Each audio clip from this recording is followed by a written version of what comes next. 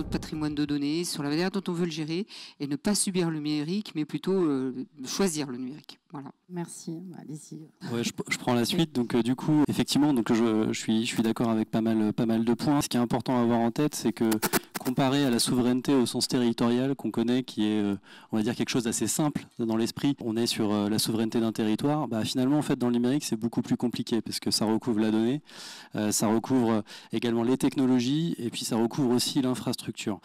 La complexité, donc du coup, c'est que finalement, c'est pas un pouvoir, c'est pas une autorité. En réalité, c'est plus une stratégie qui recouvre en fait 3 points. Il y a une problématique d'immatérialité, donc ça c'est un point important. Il y a une problématique d'autorité partagée parce qu'en fait, je récupère des données, c'est des données d'un citoyen qui est dans un pays, qui est dans une zone économique, mais finalement ces données sont récupérées par des multinationales qui peuvent avoir un siège dans ce territoire, mais qui peut également avoir un siège ailleurs. Donc c'est un point important. Et ça se manifeste au quotidien. Alors c'est pas quelque chose de nouveau. Par exemple sur la technologie, on a déjà eu ces problématiques de souveraineté. Si on prend les constructeurs automobiles, aujourd'hui on vit l'avènement de constructeurs qui viennent d'autres pays. Ils ont récupéré beaucoup de technologies. Récemment, il y a eu aussi des cas comme par exemple qui se manifestent à l'inverse par d'autres zones économiques comme les États-Unis. Il y a un blocage par exemple avec TikTok. Actuellement, il y a un procès qui est en cours. Ça, on est également dans la problématique de souveraineté. Donc on n'est pas les seuls. Il n'y a pas que les Européens qui sont dans les problématiques de souveraineté. Puis on a aussi là actuellement des services aussi qui sont bloqués en Europe. Meta bloque des services et Apple fait des mises à jour. Ils ont bloqué des services pour les Européens, notamment à cause des problématiques de régulation qui sont amenées par la stratégie de souveraineté. Merci beaucoup pour cette définition. 1 minute, c'est parfait. J'ai dit que j'allais être la gardienne du temps et que ça allait pas être simple, mais si Jacques. Je peux peut-être prendre la suite pour reprendre ce qui a été dit. La souveraineté, c'est finalement assurer l'indépendance de l'État en termes de décision et d'action sur des sujets qui sont stratégiques. Le numérique, je pense qu'aujourd'hui, il n'y a pas plus stratégique que ça. Et dans nos sujets qui sont en plein développement et en explosion, la donnée, l'intelligence artificielle et autres, on est au cœur du sujet. Et comme ça a été dit, il y a plusieurs manières de gérer cette souveraineté. Il y a tout ce qui est réglementation, normalisation, cadres qui sont mis par les autorités de l'État ou européennes, les règlements Data Act, etc. Et il y a un autre élément qui me semble extrêmement important. Il nous faut une industrie forte.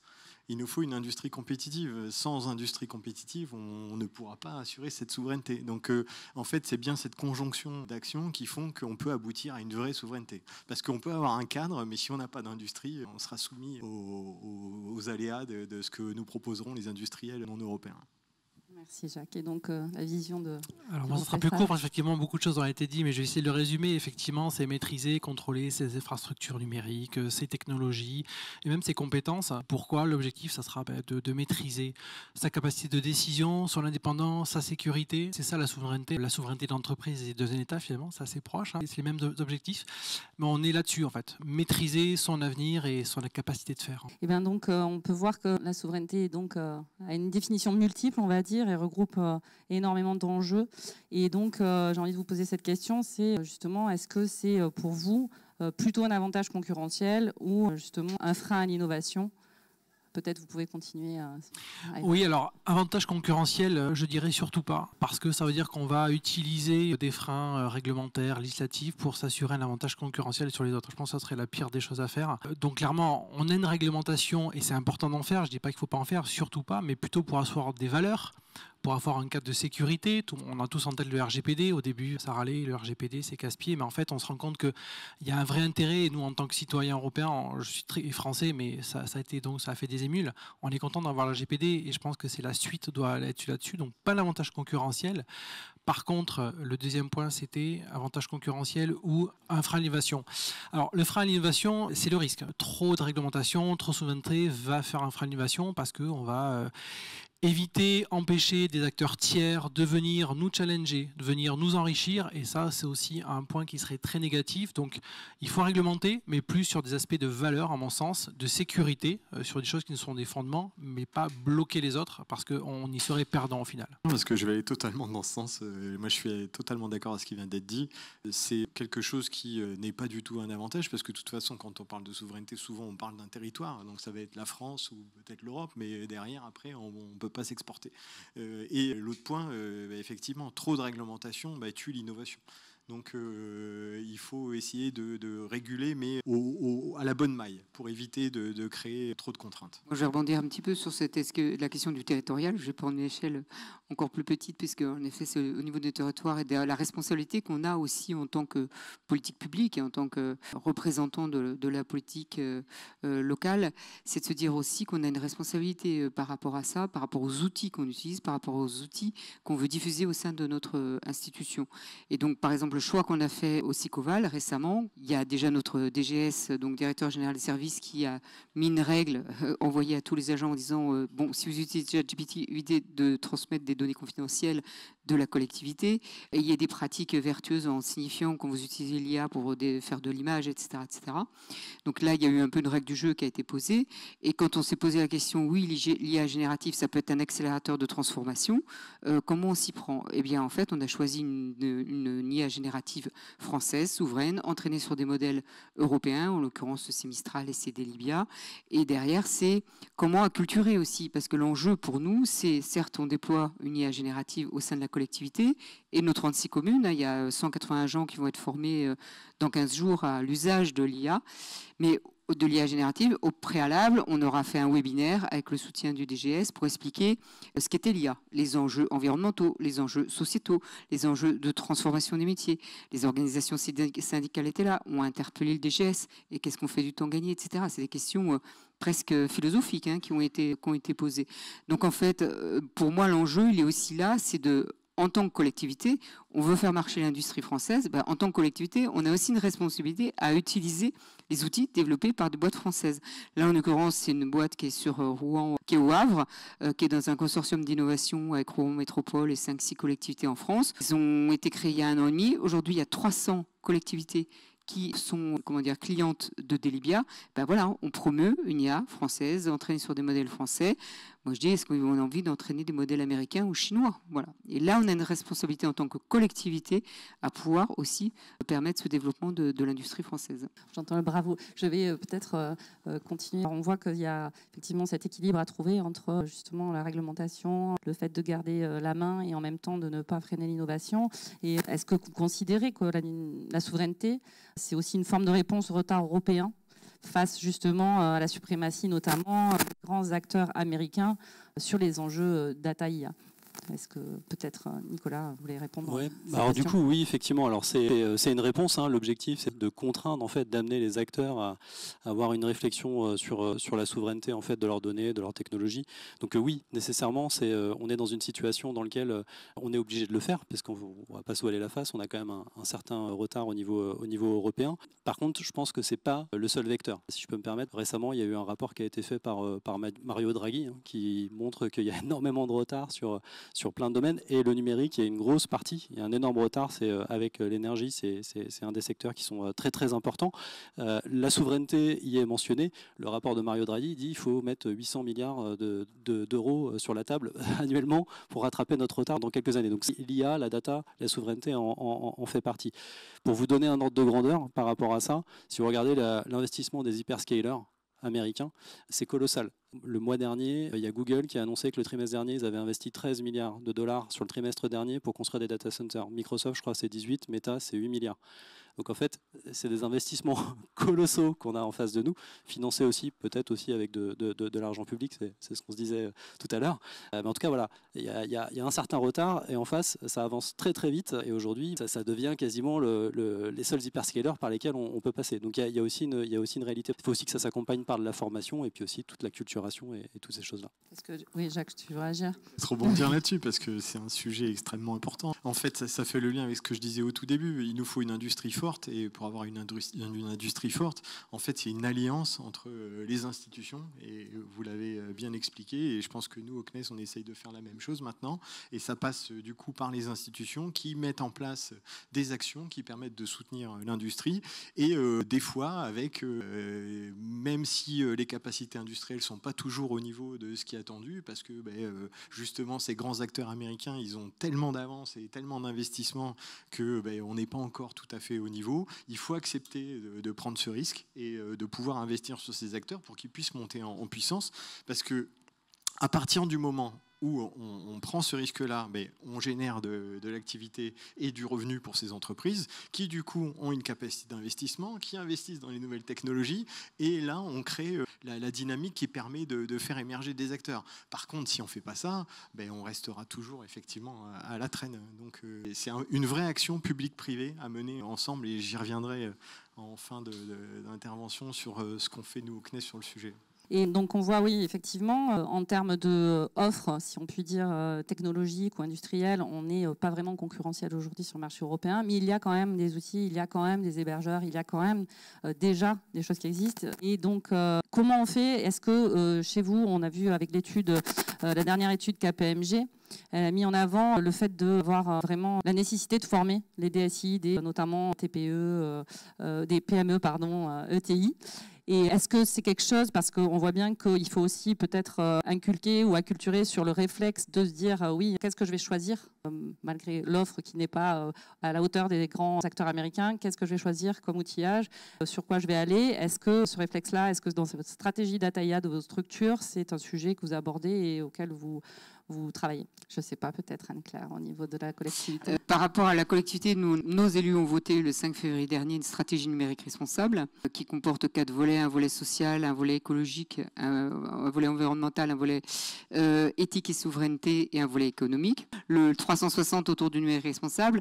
Mais du coup, ça permet aussi de porter dans toutes les politiques publiques cette volonté d'aller vers un numérique plus éthique, plus sobre, plus résilient, plus inclusif, etc. Et notamment la DSI, bien sûr, est partenaire et a co-construit avec nous cette stratégie numérique responsable. Et donc, dans les choix des outils, en effet, porte la question de la souveraineté des outils qu'on peut utiliser, lutte contre le shadow IT qui, en général, va vers des outils non souverains. Et on acculture petit à petit. Oui, les outils sont souvent moins ergonomiques, ils sont peut-être moins puissants, mais en même temps, si on va toujours chercher les outils américains ou autres, on ne permettra jamais aux industries françaises de se développer. Donc, on préfère rétrograder le service, même si c'est plus compliqué après. On est allé sur Quant, par exemple. On retourne un peu sur Google quand même. Mais au départ, on a mis par défaut sur les moteurs de recherche Quant, toujours dans cet esprit-là, en fait. Donc, nos élus ont vraiment souhaité, en avance de phase, puisque la loi Rennes, les obligations sont au 1er janvier 2025, voter cette stratégie pour, en fait, pousser toute la collectivité et toutes les politiques publiques vers ce numérique responsable. Et de notre côté, on a vécu aussi toute cette période où on était tous à dire qu'il fallait qu'on mette en place une politique de souveraineté. Et puis le jour où il fallait prendre une décision, on le faisait jamais. Il y avait toujours une raison pour pas le faire. Alors le nombre de fois où j'ai entendu des collègues dire si on regarde la performance technico-économique, du coup on est parti chez Google, on est parti chez Amazon, on est parti chez je sais pas qui. Et du coup au CNES on a eu les mêmes réflexes.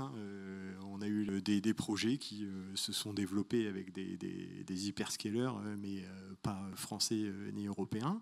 Et depuis quelque temps, tu parlais d'acculturer les équipes, mais moi je m'évertue à faire passer les messages que en fait dans tous les métiers on a tous un rôle à jouer là-dedans, et on a tous à prendre conscience que on gère pas que de la technique, on gère aussi une politique industrielle, une politique de l'État, etc., etc.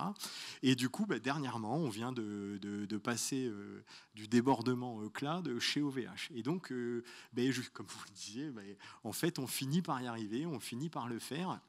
Et vous parliez de Quant, ce qui est quand même assez intéressant, c'est qu'on voit qu'on a des industriels qui ont cette volonté de soutenir la souveraineté française et européenne.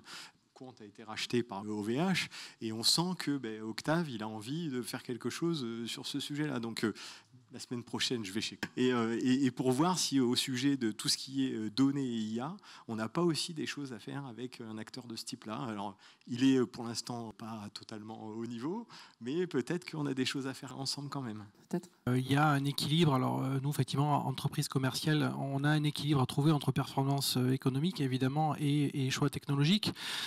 On privilégie toujours au maximum les outils locaux, de par notre engagement dans la Frented, dans le label numérique responsable, où on a atteint le niveau 2, donc on a un vrai engagement dessus.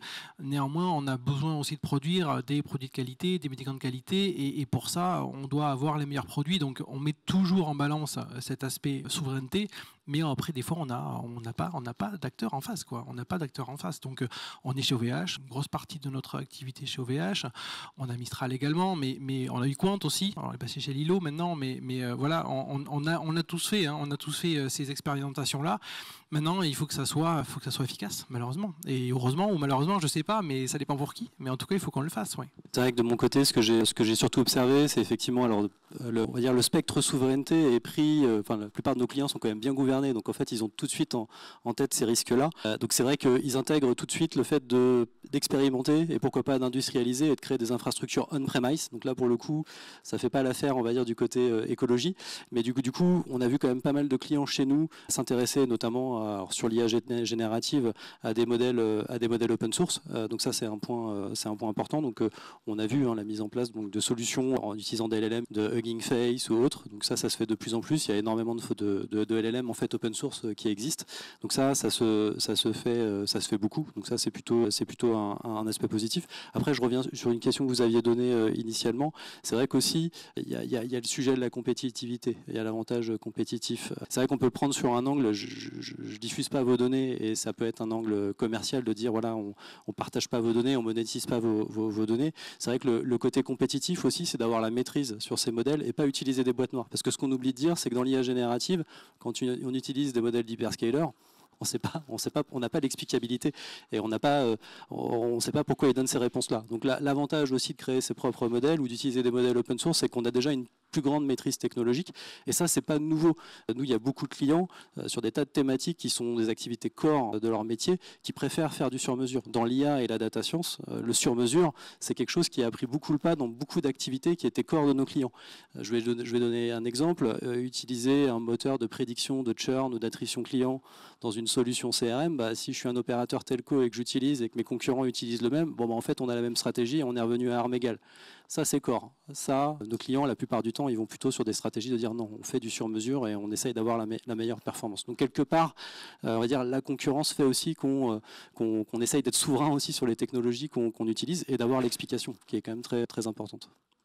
Et je vais vous laisser la parole, en fait, parce que j'allais vous poser la question et qui va avec, c'est plus du côté plus pratico-pratique. Comment vous accompagnez justement vos clients, les entreprises, à mettre en place ces sujets et à vraiment adresser les enjeux de souveraineté dans leur stratégie globale data IA? Alors c'est de plus en plus intégré et alors ça passe souvent par la gouvernance, ça passe par l'aspect qu'il faut cartographier les données. Il y a des données qui ne sont pas forcément sensibles et finalement utiliser des hyperscalers américains ou des solutions propriétaires pour le faire, finalement on gagne du temps et c'est très bien comme ça. Par contre, il y a aussi d'autres types de données qui peuvent être des secrets industriels, qui peuvent être les données de ses clients, les données RH ou autres, où là, on a peut-être plus envie d'avoir la main. Donc la bonne nouvelle aussi, c'est qu'on a une approche de la data dans les sociétés qui est beaucoup plus domaine driven avec l'utilisation de data product, on raisonne par domaine métier.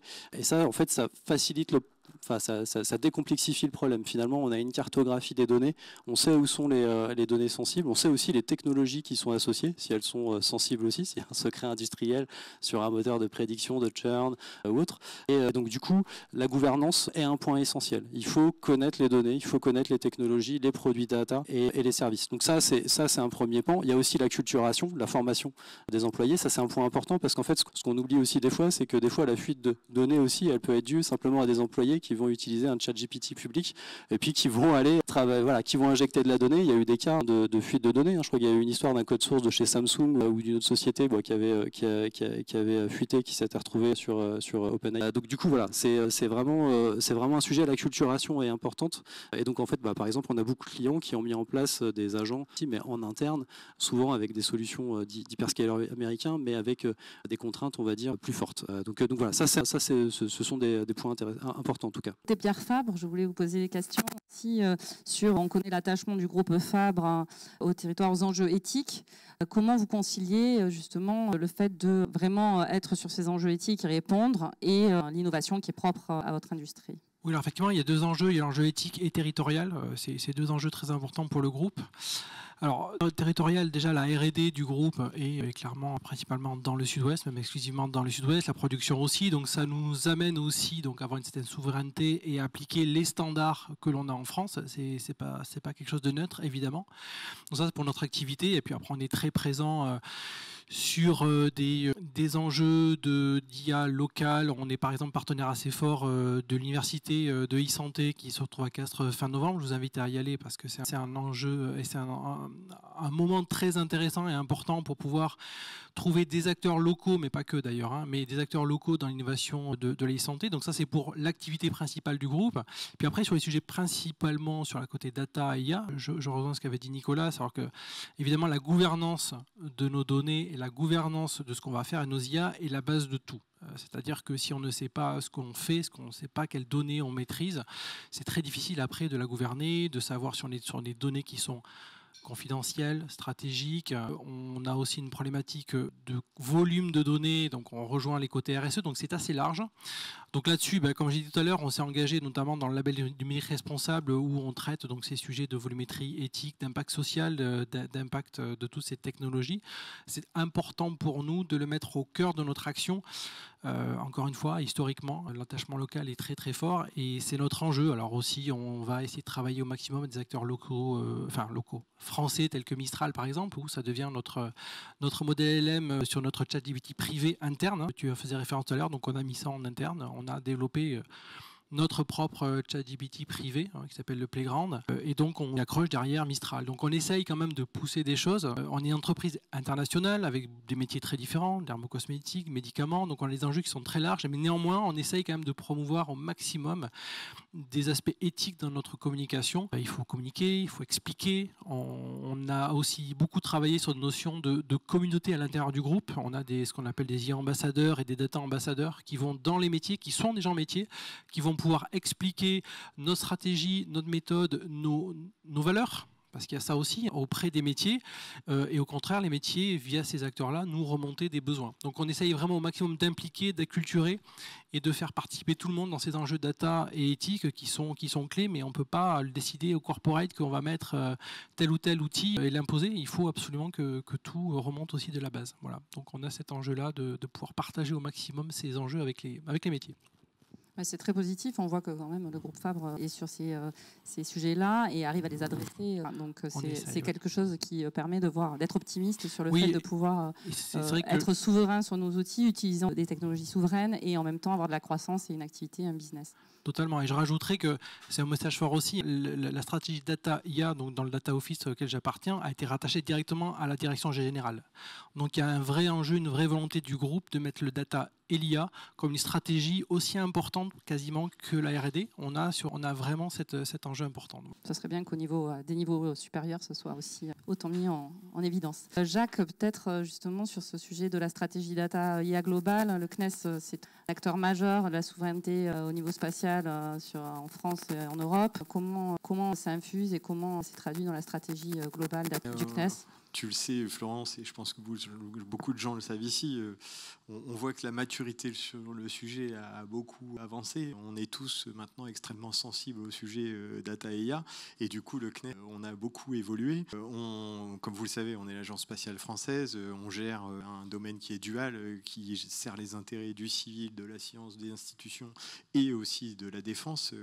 Et ça a pris une telle importance que, comme l'a dit monsieur de Pierre Fabre, on a toute une organisation maintenant qui s'est mise en place à l'intérieur du CNES, dans toutes les directions, à la direction de la stratégie, à la direction technique, à la direction des projets, et tout le monde maintenant a cette culture data, IA dans ses activités, et c'est devenu un axe majeur pour le CNES. Ça fait partie de notre contrat d'objectifs, et on a du coup mis en place une stratégie qui se décline à plusieurs niveaux. J'ai évoqué tout à l'heure l'aspect acteur public, institution, et la partie plutôt privée, industrielle.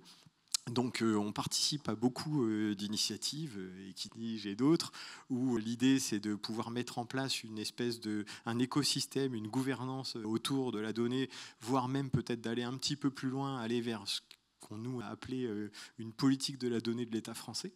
Vous avez dû voir le rapport de Laura Le Tourneau qui est sorti dernièrement, où je pense qu'on appelle tous un peu ça de nos voeux, que la France mette en place une politique de la donnée assez forte sur le sujet. Et on essaye d'organiser, nous aussi, dans nos actions, la mise en place d'un certain nombre de dispositifs qui vont nous permettre de créer cette gouvernance. On parle en ce moment d'un comité national du besoin en données, imagerie spatiale et aérienne. Parce qu'on pense que justement, si on veut mettre en place une politique au niveau national, il faut qu'on ait des organes nationaux qui soient capables de collecter les besoins pour pouvoir collecter les données dont, par exemple, les collectivités ont besoin et pouvoir ensuite les servir en service. Donc ça, c'est une première partie. On a aussi beaucoup travaillé avec nos ministères de tutelle, le ministère de la Défense, le ministère de l'Économie et le ministère de la Recherche. Et dans le cadre de France 2030, on les a convaincus qu'il y avait besoin, bien sûr, de soutenir l'offre, les industriels, la R&D, etc., mais aussi de soutenir la demande et de mettre en place des dispositifs qui permettent de mettre en place une politique d'achat de services sur la donnée. Et donc là, on a sorti un certain nombre d'appels d'offres qui permettent d'offrir des services sur la donnée dans différents thèmes, l'hydrologie, la bande côtière, les indicateurs macroéconomiques, etc. Et ça, les industriels amènent une réponse et tous ces services sont mis à disposition de toute la fonction publique. Et l'idée, c'est de pouvoir accompagner et l'offre et la demande. Parce que, comme on l'a dit avec un collègue tout à l'heure, il faut qu'il y ait les deux qui marchent ensemble. Quand on voit ce qui se passe aux États-Unis, c'est bien comme ça que ça marche. Il y a la puissance publique qui est le premier soutien de l'industrie américaine. Et nous, il faut qu'on ait le même réflexe. Donc on a réussi à convaincre la DGE, le ministère de l'Économie, qu'on devait mettre en place quelque chose de ce type-là. Et de l'autre côté, du côté industriel, on essaye de soutenir aussi des initiatives qui nous semblent être majeures et qui pourraient nous permettre de nous positionner peut-être un peu comme la référence dans le futur. Mais on voit que les choses avancent très très vite. On a démarré par exemple ce sujet il y a près de 5 ans sur une place d'intermédiation de la donnée spatiale. On avait anticipé le Data Governance Act et le Data Act, mais on voit que 5 ans après, on n'a toujours pas réussi à sortir le sujet. Donc ce qu'on voit aujourd'hui, c'est que dans nos sujets, on a des acteurs qui sont extrêmement forts dans le domaine de la donnée et l'usage de la donnée, l'IA. Dans le spatial, on a des acteurs comme Quant, Cube, Keros, qui sont des leaders à l'international. Il y a des pièces manquantes. Et donc on essaye de contribuer à l'émergence de ces pièces manquantes. Et on essaye de constituer une gouvernance publique qui permettent d'alimenter le système et de pouvoir gérer l'ensemble des besoins des acteurs institutionnels, collectivités, ministères, régions, etc. Donc on est toujours très proactif sur le sujet. On va lancer le premier comité de concertation nationale besoins en imagerie le 11 octobre. Donc voilà, on essaye de booster le plus possible le sujet parce qu'on pense que c'est un sujet majeur pour la France et pour l'Europe.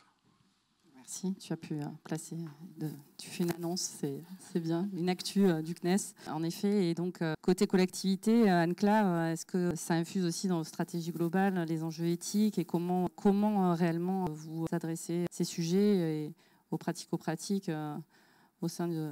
Déjà, on bénéficie de l'accompagnement d'Equitia, voilà, et c'est précieux. Et nos élus, Dominique Marty est au bureau depuis longtemps, depuis au moins 3-4 ans. Donc, il a fallu aussi convaincre les élus de l'intérêt. Je me souviens très bien, Olivier était venu au bureau communautaire pour expliquer combien c'était important la data dans les politiques publiques et qu'on n'était pas sur un sujet technique, mais bien sur un sujet politique.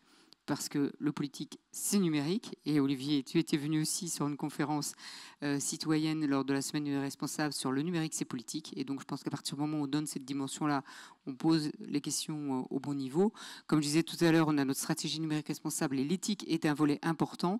Et moi, j'ai même proposé que, par exemple, sur les cas d'usage data qu'on serait amené à développer, on puisse utiliser une grille. Il y a Nantes Métropole qui le fait et d'autres collectivités, mais une grille d'impact et de se dire on y va pas, est-ce que c'est utile, est-ce qu'on a vraiment besoin d'IA?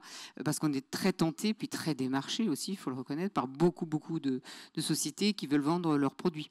Mais est-ce utile? Est-ce qu'on a vraiment besoin d'IA à cet endroit-là? Et donc l'éthique, c'est aussi se poser la question, est-ce utile finalement? Est-ce qu'on en a besoin? Ou est-ce qu'on peut passer par d'autres systèmes qu'on a déjà, pas obligé d'aller sur de l'IA. Alors, on le développe quand même. Par exemple, là, récemment, on a travaillé aussi avec une boîte française qui s'appelle Liquimity pour pouvoir détecter les fuites d'eau. Et là, on est sur de l'IA utile, puisqu'en 10 jours, avec le modèle qui a été proposé, qui a été appliqué à notre SIG, on a trouvé 12 fuites d'eau qui représentent l'équivalent de la consommation annuelle de 950 ménages. Donc là, on ne se pose plus trop la question. Alors, il a fallu entraîner l'IA. Donc, si on fait le réel cycle de vie de l'IA pour arriver à ça, peut-être qu'on n'est pas tout à fait bénéficiaire, mais en tout cas, là, on est vraiment sur l'IA utile. Donc, en tout cas, nous, ce que l'on porte et le cadre dans lequel on souhaite développer cette IA, c'est toujours une IA utile, une IA transparente. Si jamais on crée des algorithmes, mais bon, on n'a pas tout à fait les développeurs pour le faire, mais en tout cas, qu'on se pose la question de la transparence des algorithmes. On accompagne les agents, bien sûr, à la compréhension de ces enjeux de l'IA, mais on accompagne aussi les citoyens. On va participer avec d'autres acteurs dans le département, dont Equitia, Rinoc, etc., la SNCF, la Poste, à monter des cafés IA pour tout simplement acculturer la population à ce qu'est l'IA. C'était une proposition du Conseil national du numérique suite au rapport sur l'ambition nationale sur le numérique. Et donc, le CNUM a été confié au CNUM le déploiement des cafés IA en France. Donc, on a rebondi sur cette proposition. On acculture aussi les entreprises. On a un enjeu autour de ça. On acculture nos élus. On aura le 13 novembre, toujours avec Equitia, une soirée destinée à tous les élus du SICOAL, au Conseil de développement et à la Commission des services publics locaux. Une soirée avec Malik Galab qui va donc présenter les enjeux de l'IA de manière un peu conférencière. Et ensuite, une prise en main d'outils autour de nos transitions. Comment le numérique peut accompagner, l'IA peut accompagner les transitions de nos territoires, transition écologique, transition énergétique, transition sociale, et avec des prises en main d'outils très pratico-pratiques pour dire à quoi sert l'IA. Voilà. Et là, dans ces cas d'usage, ce qu'on a choisi, c'est des cas d'usage où l'IA a été développée dans un cadre souverain, dans un cadre éthique, dans un cadre d'utilité, dans un cadre d'inclusivité, etc. Donc voilà comment on le porte, très pratico-pratique, c'est l'acculturation de toutes les populations, que ce soit agents, élus, citoyens, professionnels, comme on l'a fait sur l'inclusion numérique, on le déploie, parce que finalement l'IA c'est quoi? C'est simplement du numérique. Mais il y a plus d'appétence autour de l'IA aujourd'hui. Dès qu'on met IA quelque part, hop, il y a du monde. Donc on va parler de sobriété, d'éthique, de responsabilité en parlant d'IA. Voilà, on va prendre un bon cheval de bataille. Et en fait, ça permet d'aborder toutes ces questions de responsabilité. Et nous, territoire, voilà où on se situe. On se situe dans la culturation, dans le partage autour de ces questions-là, et dans le fait de porter. On a la chance d'avoir des acteurs qui ont la même vision que nous, que ce soit des industriels ou que ce soit des citoyens, de porter cette IA. Oui, pourquoi pas, mais si elle est utile, si elle est de confiance, si elle est sobre, si elle sert à quelque chose, voilà, c'est comme ça qu'on va le porter. Est-ce que vous voulez rajouter quelque chose en termes de stratégie et surtout sur le fait d'utiliser ces IA mais de façon souveraine et de garder la main, parce qu'en fait, si on voit qu'il y a plein... Évidemment, l'IA, c'est le vecteur et le véhicule aujourd'hui pour finalement parler de la data et peut-être de la souveraineté, parce que c'est ça qui est sexy aujourd'hui et qui attire ou les directions ou les services pour pouvoir après aller sur d'autres sujets qui sont un peu plus peut-être techno ou plus complexes ou voire plus conceptuels. Et finalement, je ne sais pas si on peut dire que l'IA, c'est de garder une autonomie finalement stratégique. Et voilà, mais après, je ne sais pas si vous voulez faire encore discuter, mais on pourrait peut-être passer un peu le micro à la salle. On s'était dit que ça pouvait être intéressant d'avoir des questions et d'avoir une interaction avec nos intervenants aujourd'hui qui sont là pour répondre si vous avez des sujets. Ce qu'on voit, Florence, et ça vient d'être dit, il y a un mot qu'effectivement on vient de citer qu'à la fin, mais qui est très important, c'est la confiance. Et dans nos sujets, en fait, avec ça parle l'explicabilité, etc. Mais finalement, on se rend compte que de disposer d'un cadre de confiance, de tiers de confiance, de solutions de confiance, c'est aussi une manière d'assurer notre souveraineté. Et du coup, tout le travail qu'on a démarré avec certains il y a maintenant 5 ans, plus de quelques années, et le fait que on transforme une action comme Occitanie en Equitia, et que Equitia a vocation à devenir un GIP, et que, comme je disais tout à l'heure, qu'on essaye d'agréger de plus en plus de monde autour de cette dynamique, qu'on regarde un sujet sous l'angle éthique, équitable, souveraineté, etc., ça nous amène à finalement avoir une conscience plus forte sur le sujet et peut-être de faire avancer les sujets. Et donc, merci à Equitia, merci à Olivier pour tout ce qu'il a fait et bon vent à toi pour la suite.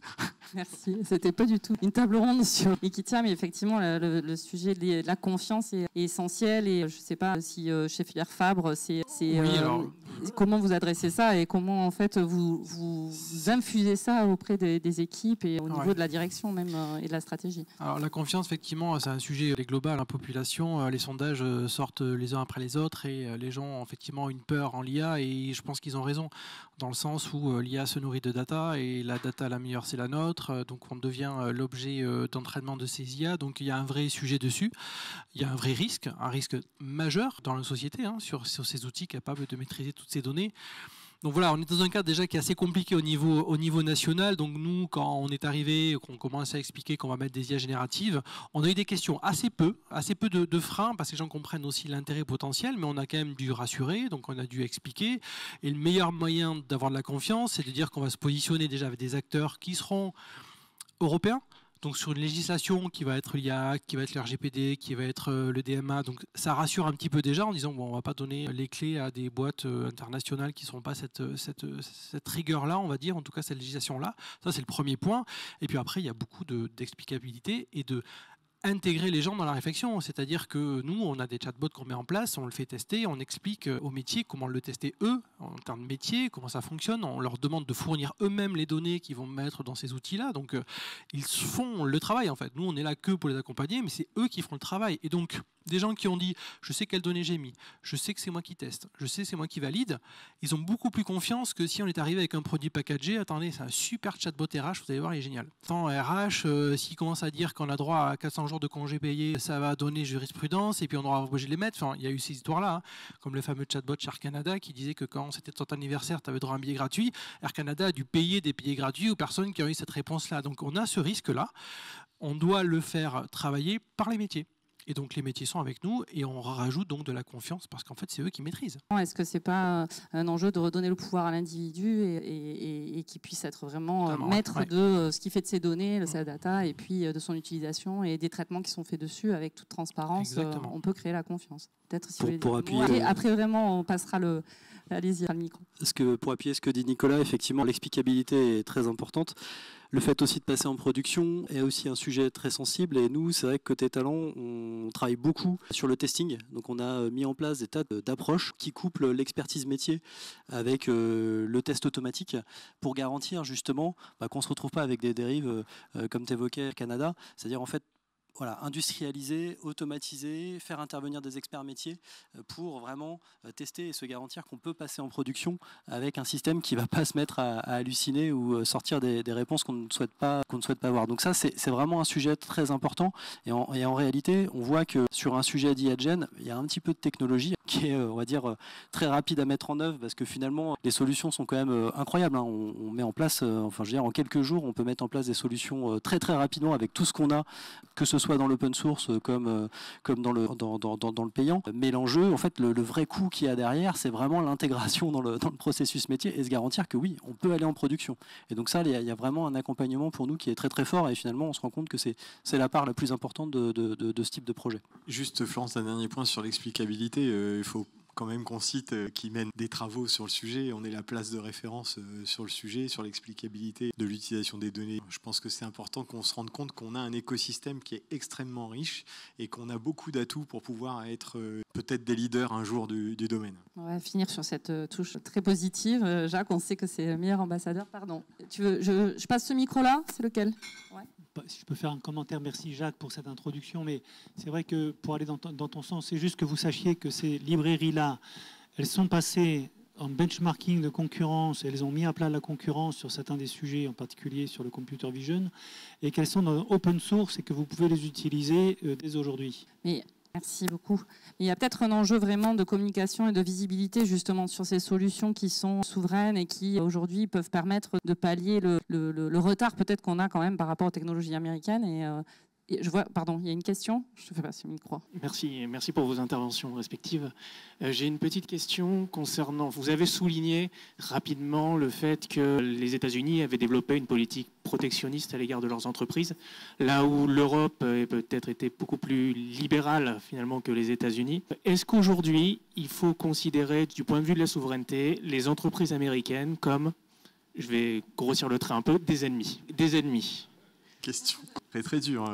Disons que on ne peut pas se couper de ces solutions-là. On fait tous le même constat. Aujourd'hui, les solutions des hyper sont en avance. Et on le dit, en termes de performance technico-économique, beaucoup d'acteurs se disent c'est impossible aujourd'hui de se couper de ces solutions. Par contre, on ne peut pas se dire parce qu'eux existent, nous, on ne va rien faire. Et ce qu'on essaye de faire de notre côté, c'est de dire oui, elles existent, elles sont là, elles sont très performantes et c'est très bien. Par contre, on va faire des efforts pour essayer de faire monter en puissance nos solutions et voir si peut-être même dans le futur, on ne peut pas imaginer des choses qui nous permettraient de prendre peut-être un petit peu d'avance. Alors c'est très ambitieux et peut-être totalement utopiste, mais il y a peut-être des sujets qui, s'il y a un sujet qui peut permettre de se positionner différemment, c'est les sujets qui sont en construction et en émergence. Et ce sujet de la data et de l'IA, on est en plein dedans. On voit Mistral, on voit d'autres. Là, il y a peut-être quelque chose à faire. C'est sûr que les combats qui ont déjà été perdus, c'est pas la peine d'y revenir. Par contre, sur un sujet qui est en construction, où là, il y a vraiment un créneau à prendre, par contre, ça veut dire qu'il faut être extrêmement réactif et prendre des risques. Et voilà. Et c'est ça qui pourrait peut-être nous permettre de nous positionner.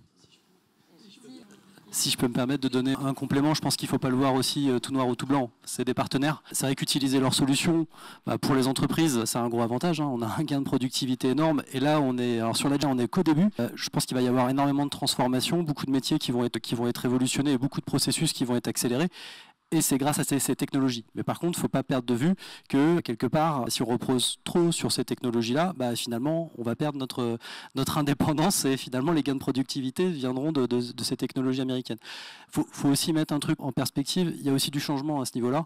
Alors, je vais peut-être parler de choses qui changent aussi la donne. C'est vrai que les hyperscalers ont conscience de ces problématiques et elles sont sous le Cloud Act puisqu'elles sont américaines. Donc, en gros, le gouvernement américain peut très facilement demander à avoir accès à n'importe quelle donnée. Alors, c'est divulgué ou non divulgué, ça dépend le caractère de la demande. Donc, on sait qu'il y a, en tout cas sur du non divulgué, il y a quand même un nombre assez important de requêtes qui sont faites par le gouvernement américain, c'est public, vous pouvez les trouver. Pour essayer d'y répondre, aujourd'hui, les hyperscalers, ils travaillent. Donc, il y a Blue, par exemple, de Microsoft, qui est une joint venture avec des sociétés françaises. Il y a également Sense, enfin c'est S3NS, mais c'est Sense de Google. Là, l'objectif, c'est plutôt d'avoir des sociétés françaises qui construisent, qui exploitent avec des employés français. Mais par contre, c'est la technologie qui est fournie. Donc là, quelque part, c'est la solution pour que ces sociétés-là et donc ces infrastructures physiques qui vont être en France ne soient pas sous le coup du Cloud Act. Après, pour l'instant, je crois qu'elles sont pas encore, elles sont commercialisées, mais je crois qu'elles ne sont pas encore lancées puisqu'elles sont encore en train d'avoir l'agrément SecNumCloud de confiance qui est le label français. Donc là, pour l'instant, ça existe, c'est en construction et il prévoit 2025 la mise en service, enfin, en tout cas les premiers contrats. Et il y a des acteurs français, des françaises aujourd'hui qui contractent avec ces solutions-là. Il faut le savoir. Une petite question, merci pour vos interventions assez éclairantes. Je crois que c'est 2019, il y a 5 ans à peu près, l'État avait lancé le Health Data Hub, la plateforme de données de santé, ça va parler notamment à Pierre Fabre évidemment, pour, si je schématise, vous pouvez me contredire, mais pour donner accès à l'ensemble de la recherche française, puis y compris des données de santé, pour faciliter l'accès aux données de santé. Et qui a été lancé ça avait fait beaucoup de bruit et ça a été beaucoup reproché sur un hébergement Microsoft Azure, donc CF, tout ce qu'on vient de se dire sur la solution, les enjeux de souveraineté. Est-ce que si ça se lançait aujourd'hui, et donc l'explication à l'époque par ceux qui lançaient cette plateforme disait on n'a pas de solution assez performante, équivalente, européenne ou française, mais à minimum européenne. Est-ce que si on les lançait aujourd'hui, vous pensez qu'il y a des solutions, on a réussi en 5 ans à combler le gap, ou est-ce que la problématique serait la même? Moi, je peux vous donner l'état de ce que j'ai comme information. Le sujet a été reboloté il y a quelques mois et on a vu passer sur les réseaux sociaux beaucoup de messages qui indiquaient qu'il avait commencé à répondre à une nouvelle sollicitation. Par contre, je ne sais pas où ça en est, si finalement il y a eu une décision de ce côté-là, mais apparemment, Octave Klaba disait qu'il avait aujourd'hui réussi à répondre aux sollicitations. Donc, on en discutait ce matin avec une personne. La question, c'est de savoir, avec toutes les fonctionnalités qui existent aujourd'hui dans ces solutions-là, est-ce qu'elles sont toutes nécessaires? Est-ce qu'on a besoin de toutes? Est-ce qu'elles sont nécessaires sur tous les sujets? Est-ce qu'il n'y a pas des sujets qui peuvent mériter de passer sur quelque chose qui soit moins performant? Nous, c'est le choix qu'on a fait. On s'est dit, voilà, il y a des sujets qui ne méritent pas d'avoir le Graal en termes de technologie. Et du coup, ça nous a permis de contractualiser avec d'autres acteurs. Donc, il y a des choix à faire. On peut pas. Alors, c'est sûr, c'est plus facile quand on a un contrat qui gère tout. Mais du coup, si on veut faire cet effort de pouvoir accompagner des solutions françaises ou européennes, mais peut-être qu'il y a des choix stratégiques à faire, de se dire, il y a une partie de mon activité que je vais plutôt basculer sur des opérateurs cloud français européens. Et puis, pour ce qui nécessite des fonctions extrêmement avancées, là, peut-être qu'effectivement, je bascule dans le monde des hyperscalers. Mais c'est le choix de chaque entreprise. Ouais, juste compléter, parce que tout à l'heure, on parle effectivement de ces aspects d'acteurs européens majeurs. On n'a pas du tout un problème de compétences en Europe. On n'a pas du tout de problème de faire émerger des nouvelles technologies en Europe, on a un problème de financement. Et il n'est que là le problème. Donc tant que soit les acteurs financiers, alors on a BPI maintenant qui fait beaucoup de choses, mais on a un vrai problème de financement, point. On n'a pas autre chose. On a les meilleures compétences, on a les meilleurs ingénieurs qui vont tous d'ailleurs aux États-Unis chez Facebook et machin pour faire de l'IA. Donc on a un vrai gros souci de financement. Je ne sais pas comment nous, alors le politique, le territoire, les acteurs commerciaux, c'est peut-être un peu plus compliqué, mais pouvoir proposer, financer des acteurs pour qu'ils deviennent des acteurs majeurs. Ça marche avec Mistral, mais c'est l'arbre qui cache la forêt. Mistral, c'est le seul. Ils ont levé plusieurs centaines de millions, ça n'a jamais été fait. Ils sont valorisés 3 milliards, ça s'est fait en quelques mois. C'est extraordinaire, mais c'est les seuls. C'est les seuls. Aux États-Unis, il y en a 20, 30, 100 comme ça. Et le problème, c'est le financement. Donc, et ça, comment l'État, comment les collectivités peuvent aider là-dessus, je ne sais pas dire. Ce que vous venez de dire, c'est on a énormément de choses en France et en Europe. Au niveau financement, on a même maintenant un écosystème qui est assez présent et qui apporte des solutions, mais jusqu'à un certain niveau de financement. Et à partir du moment où on doit passer à des niveaux type licorne, 300 millions, et ben là, effectivement, on ne sait plus faire. Pour imager aussi un petit peu, donner des métriques par rapport à ça, j'ai regardé, c'est Llama 3 qui est le 3.1 qui est le modèle de Meta. Comme il est open source, ils ont divulgué des infos, donc on les a pas pour OpenAI et d'autres. L'apprentissage sur le Llama 3.1, donc c'est 405 milliards de paramètres. Ils ont fait ça sur un corpus, donc c'est 155 000 milliards de tokens. Donc deux tokens, c'est grosso modo un mot en langue anglaise. Donc ça. C'est-à-dire c'est un ensemble de données quand même qui est assez vaste. Ils ont mis en place une architecture de 16 000 GPU H100, c'est à peu près 30 000 $ le GPU. Donc je vous laisse faire le calcul. On est sur une infrastructure à 500 millions de dollars. Ils l'ont fait tourner 60 jours pour faire l'apprentissage. Voilà, c'est pour donner un ordre de grandeur sur les performances qu'il est nécessaire d'avoir pour aller sur des larges language models que sont du coup OpenAI et autres. Donc clairement, ça va dans le sens qu'il y a un investissement d'infrastructure énorme. Il y a un investissement effectivement, mais là on parle que du calcul, mais c'est le marketing, c'est les équipes, c'est l'organisation, c'est la commercialisation, c'est le réglementaire. Enfin, il y a tellement de choses où il faut beaucoup d'argent au départ pour être sûr que ça fonctionne. Et c'est là où on a besoin de relais, clairement. C'est pour ça que je disais en tout début que le sujet, c'est la capacité d'investissement. Merci. Vous avez en partie dit ce que je voulais dire, mais sur Mistral, c'est malgré tout du financement aussi non européen, en grande partie. Donc même s'ils ont réussi à ne pas se diluer et à rester, je dirais, capitalistique français, mais bon voilà, c'est 1%, je crois. Ouais, donc ça veut bien dire que même quand on est Mistral, le financement, on va le chercher hors d'Europe. Il est vrai qu'effectivement, il y a ces notions de plafond de verre, ça finance jusqu'à un certain stade. Et puis ça a bien été dit tout à l'heure sur le rôle des uns et des autres, plus petite boîte aussi, sur la constitution d'une filière. On dit toujours dans l'automobile, les Allemands, ils ont réussi à faire une filière. Dans le numérique, moi je ne crois pas à une souveraineté, à une autonomie stratégique si on ne cherche pas à fabriquer des champions. Or, à chaque fois qu'on a eu un simili-champion, il s'est financé hors d'Europe et il a flippé, comme on dit, c'est devenu. Et on a eu des Algolia, des Dataiku, un tas de gens que vous connaissez, qui sont devenus assez rapidement, au bout de 2-3 ans, des boîtes américaines. Leur siège, il est à New York, à San Francisco, etc.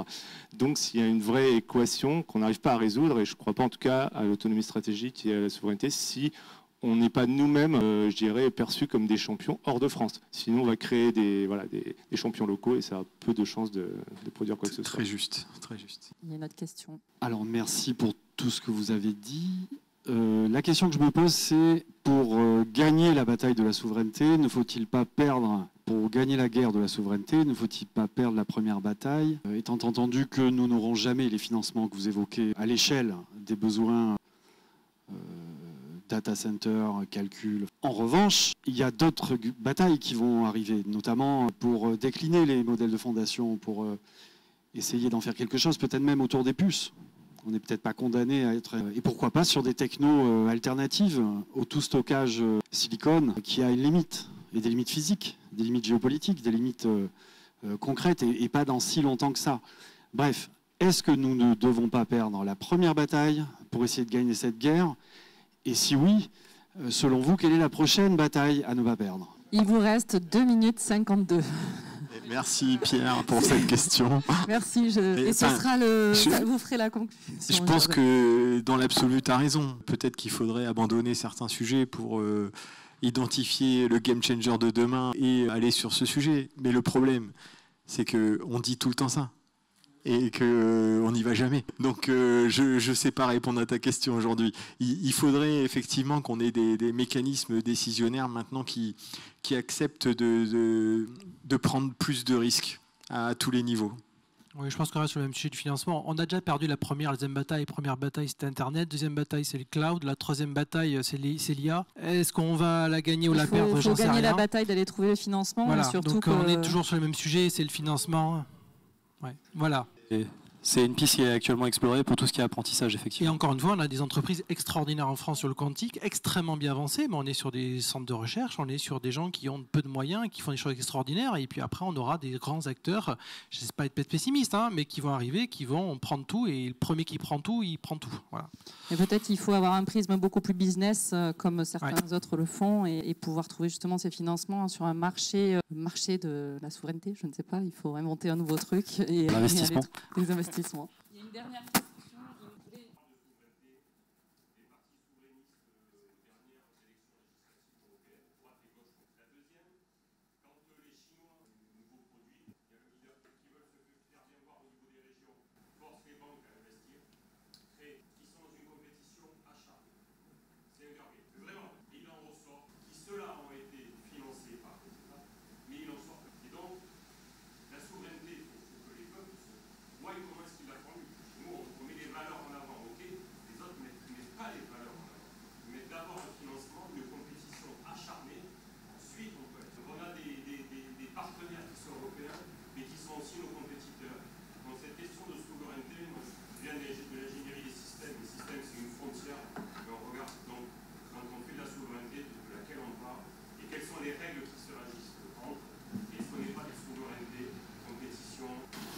Et fin de la table.